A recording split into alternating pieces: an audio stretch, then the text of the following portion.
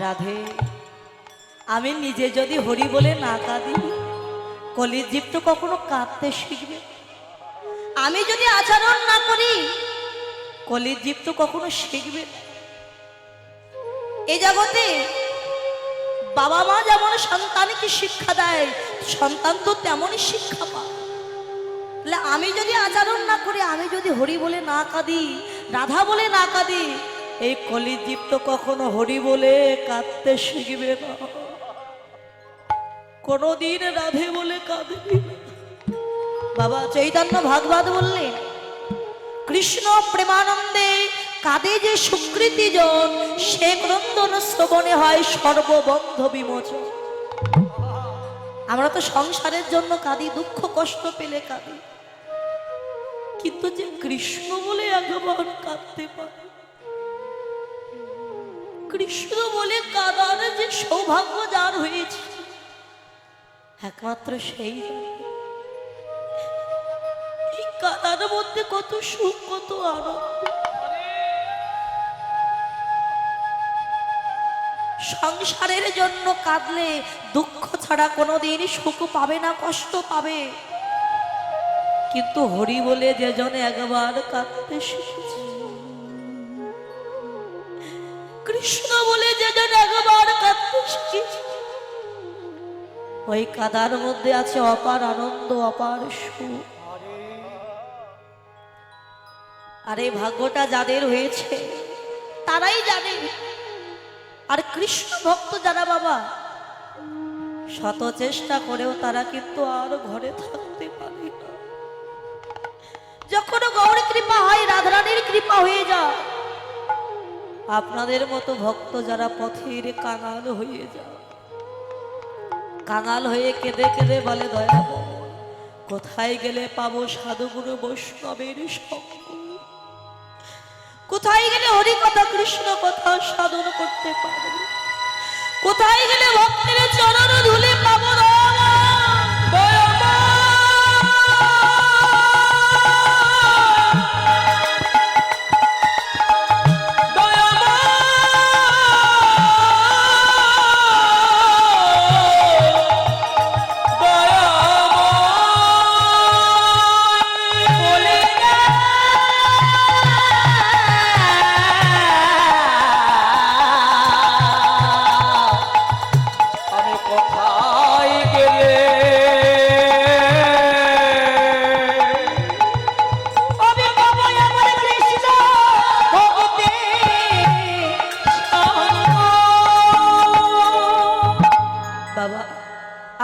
সবাই অন্ধ ধৃতরাষ্ট্রের কথা সবাই শুনেছে, যার 100 পুত্র ছিল, আত্মহংকারে গর্বিত হয়েছিল, আমার 100 পুত্র, এক কৃষ্ণ কি করবে তার কোনো ক্ষমতাই নেই।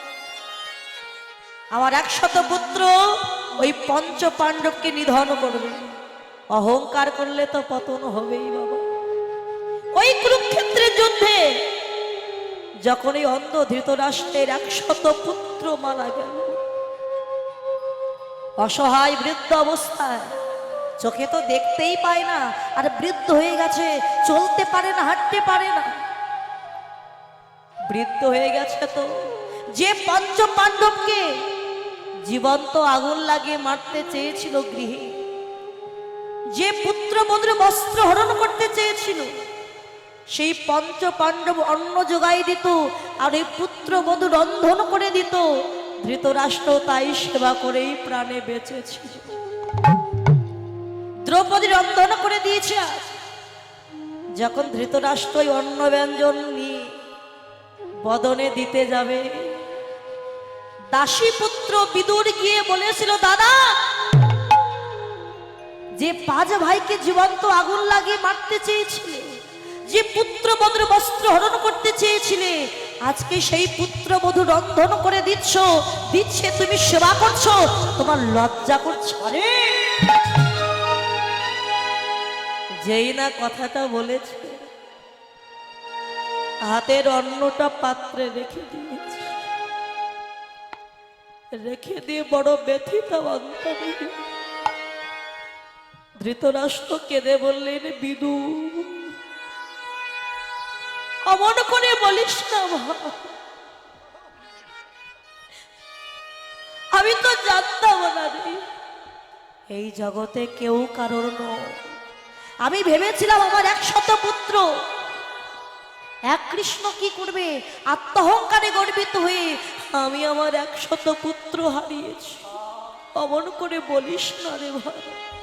বিদু, তুই তো আমার ভাই, তোকে একটা কথা বলবো, রাগি? বলো কি কথা? জানা ভাই, একবার গিয়ে কৃষ্ণকে একটু আমার কাছে ডেকে নিয়ে আই না ভাই। দাদা, কৃষ্ণকে এনে কি করব? তুমি তো অন্ধ, চোখে দেখতে পাও না, কি হবে এনে? ধৃতরাষ্ট্র কেঁদে বলেছিলেন, বিদু আমি না হয় আমার কৃষ্ণকে দেখতে পাবো না, কিন্তু আমার কৃষ্ণ তো আমায় দেখতে পাবে। একবার যা। বিদুর কৃষ্ণকে নিয়ে এসেছে। দাদা, এই দেখো কৃষ্ণ। অন্ধ তো চোখে দেখতে পায় না বাবা, এমন করছে। কোথায় কোথায় কৃষ্ণ? হাত বাড়িয়ে কৃষ্ণের চরণ দুখানা পেয়েছে। চরণ দুখানা হৃদয়ে জড়িয়ে ধরে কেঁদে উঠেছে। দয়াময়, আত্মহংকারে গর্বিত হয়ে আমি কোনোদিন তোমায় ডাকিনি, তোমায় চিনতে পারি। আজকে তোমার কাছে একটা বস্তু চাইবো, আমায় দেবে? বলো বলো, তুমি কি চাও?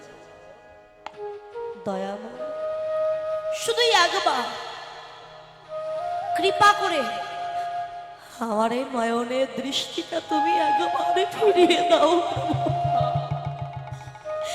এই নয়ন দিয়ে আমি তোমার ভুবন ভুলানো রূপে একবার আমি দেখতে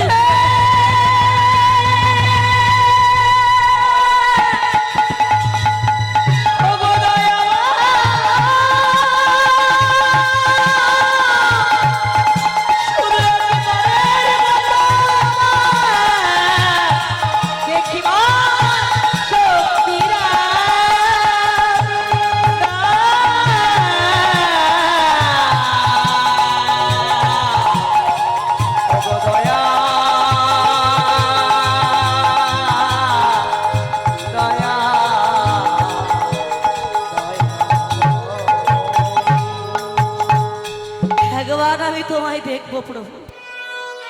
বেশ, যেই না নয়নে দৃষ্টি দান করলেন ভগবান, ধৃতরাষ্ট্র জগতের সৌন্দর্য দেখবার আগে আমার গোবিন্দের ওই ভুবন ভুলানো রূপ দর্শন করে অঝর ঝরাই কাঁদছে। দয়াময়, আমি তো পাপী, জীবনে কোনোদিনে সাধুগুরু বৈষ্ণবের সঙ্গ করিনি, তোমায় ডাকিনি প্রভু। আজকে তোমার ওই ভুবন ভোলানো চাঁদ বদনটা দর্শন করে মনে হচ্ছে আজ জীবনটা আমার ধন্য হয়ে গেল। প্রভু, তোমার কাছে এই মিনতি যায়, এ জন্মে তো হলো না কৃষ্ণ ভজ, আবার যদি জন্ম দাও দয়া, সেদিনই একজন কৃষ্ণ ভক্ত মায়ের গর্ভে জনম দিও।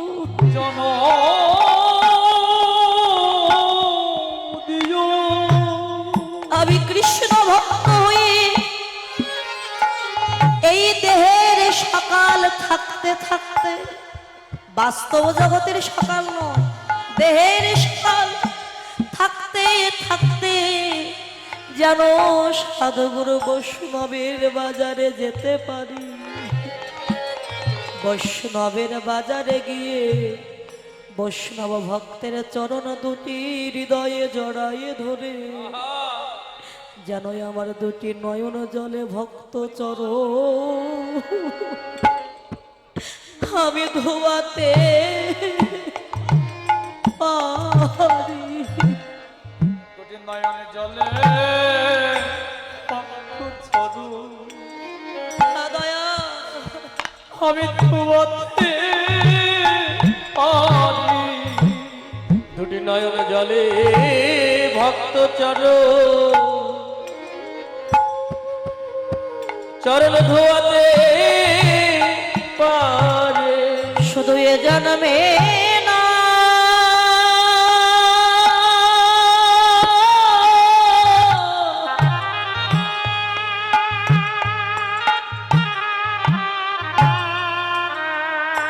প্রভু এ জন্মে ন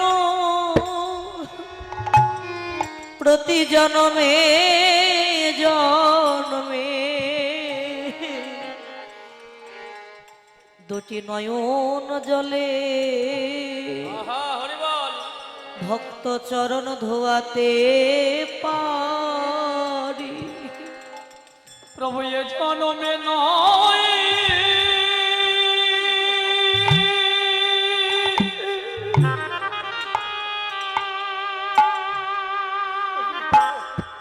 এ জন্মে নয়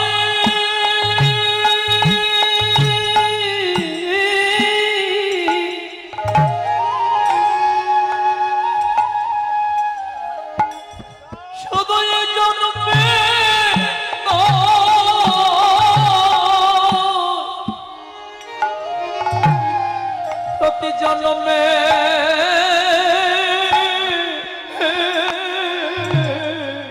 জন্মে প্রভু গো আমি যেন নয়ন জলে ভক্ত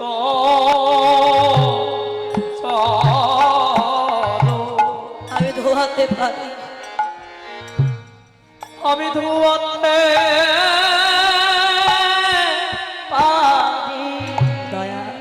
চাই না রাজ ঐশ্বর্য আশীর্বাদ করো প্রতি জন্মে জন্মে যেন তোমার নাম গাইতে পারি দয়াল হরি তোমার নাম নি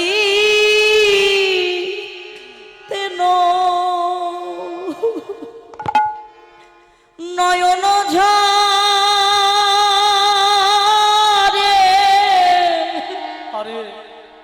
প্রেম বন্যা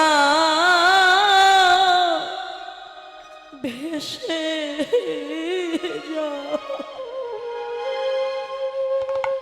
চিরকাঙা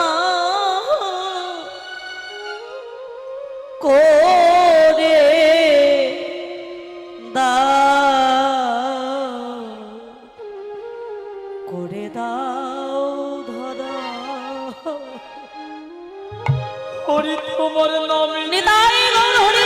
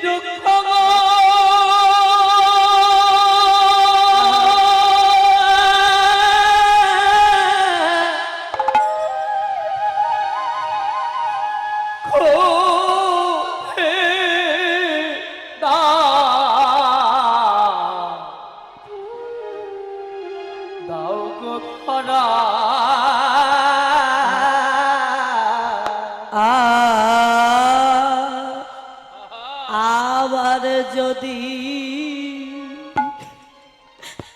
পাঠাও দয়া আমায় ভব সংসারে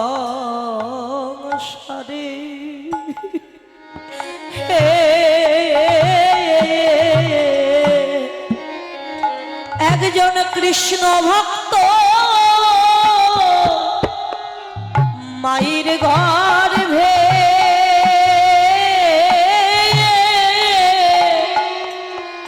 ও দয়াল জন্ম দিও মোরে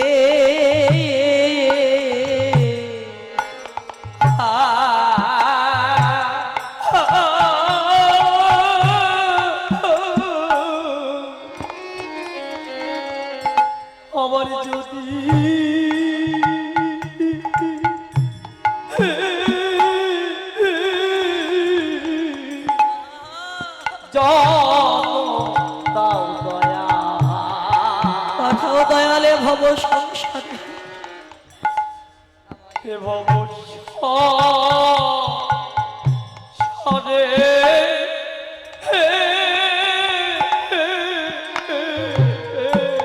হা দয়া একজন কৃষ্ণ ভক্ত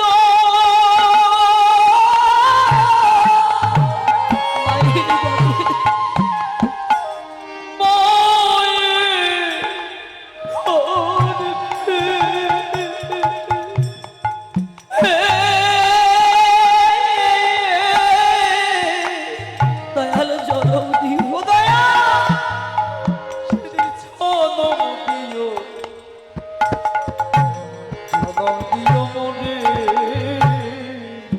আমি মুছি হয়ে সুচি হব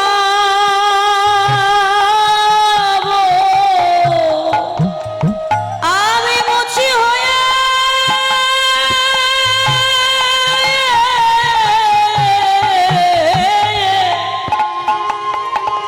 আমি মুছি হয়ে সুচি হব দয়া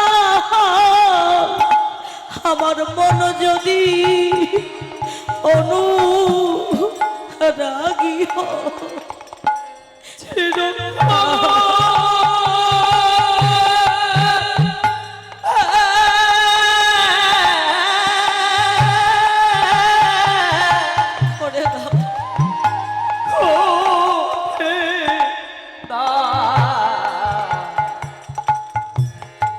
করে দাও খরা পাগল বিজয় বলে এমনি করে কবে সত্য হবে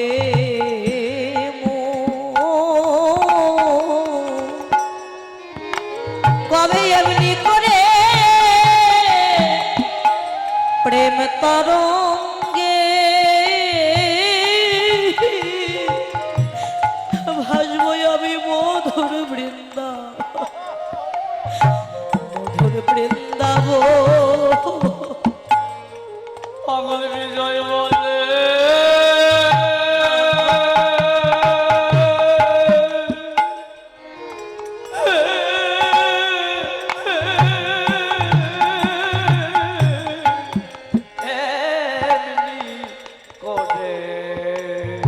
আরে কবে সিদ্ধ হবে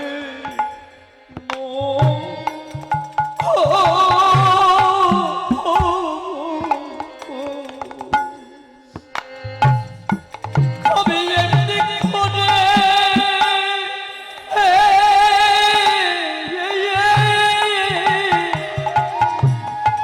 এই প্রেম তরঙ্গে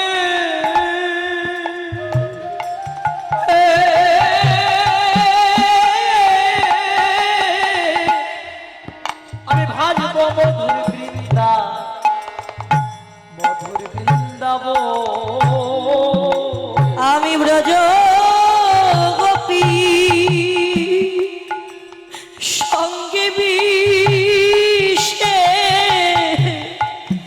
আমি ব্রজ গোপী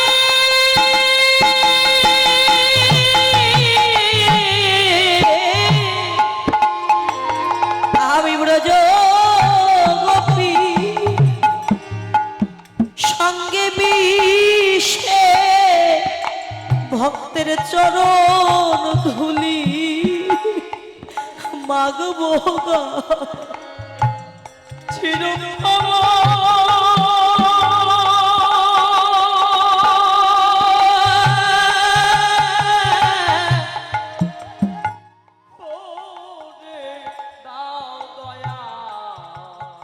হাওয়াই করে দাও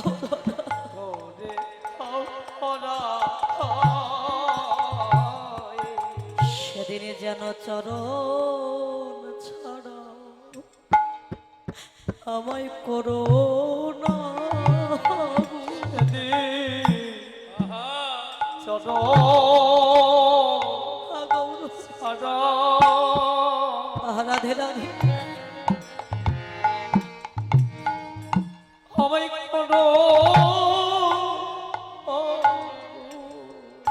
কত জনমে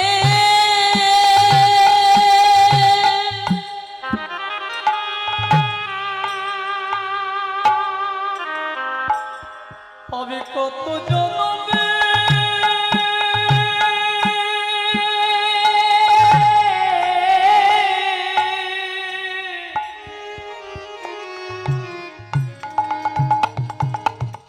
হবে কত জনমে হবে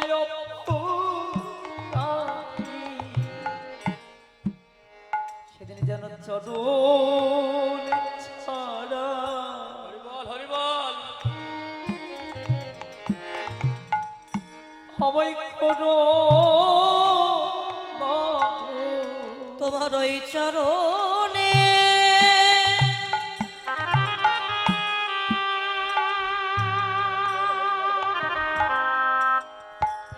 তোমার ওই চরণে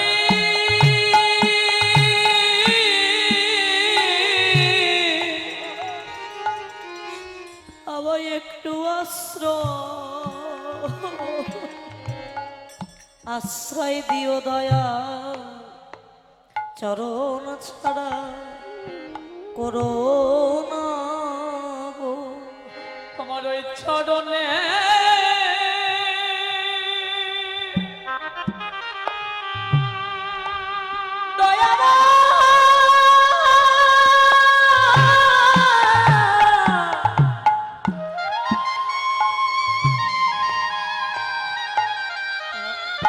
তোমার ওই চরণে আশ্রয় দিও আমায় আশ্রয় দিও। প্রভু শুধু এ জন্মে নয় জন্মে জন্মে নিতাই গৌর হরি বল। তোমার ওই চরণে আশ্রয় দিও। শুধু এ জানবে না জন্মে জন্মে করো সারা করো না গো। শুধু এ জানবে না জন্মে জন্মে ছাড়া করো না গো। তোমার এই চরণে আমার আশ্রয় দিও।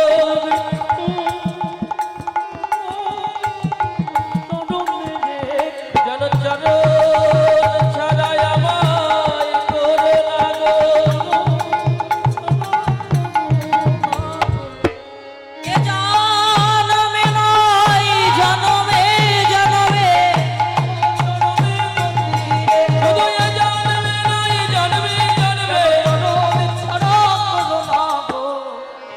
শুধু এ জন্মে নয় প্রতি জন্মে জন্মে প্রভু। আরেকটি বার চাই বলো কি চাও না তুমি আবার আমায় অন্ধ করে দাও প্রভু। এই তো দৃষ্টি পেলে আবার অন্ধ হতে চাইছো কেন প্রভু? এই দৃষ্টি দিয়ে আমি তোমার বদন দেখেছি, এই পাপময় জগতে আমি মায়ার সংসারে কিছু দেখতে চাই না, তাই আবার তুমি আমায় অন্ধ করে দাও প্রভু। তাই ভক্তের ভগবান তিনি আজকে কলিহত জীবকে কৃপা করবার জন্য এই নদিয়া নবদ্বীপের মাঝে গৌর হয়ে আবির্ভূত হয়েছে। পারিষদ ভক্তগণকে নিয়ে হরিনাম সংকীর্তন করে মহাপ্রভু যখন ঘরে ফিরে এসেছে, এমন সময় শয্যা মন্দিরের উপরে বসে মহাপ্রভু অঝর ঝরায় কাঁদছে। কেন? পুরবের ভাবে বিভোর হয়ে গেছে। পুরবের কোন ভাব? বৃন্দাবনে রাধারানীর কথা মনে পড়ে গেছে আমার গৌর হরি। মনে পড়ে যে করছে মান বিরহে জরে পহু ভেলভ বহু বেলব ও রাঙা নয়নে বহে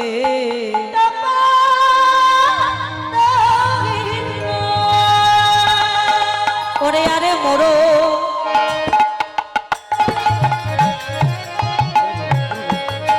আরে মোরা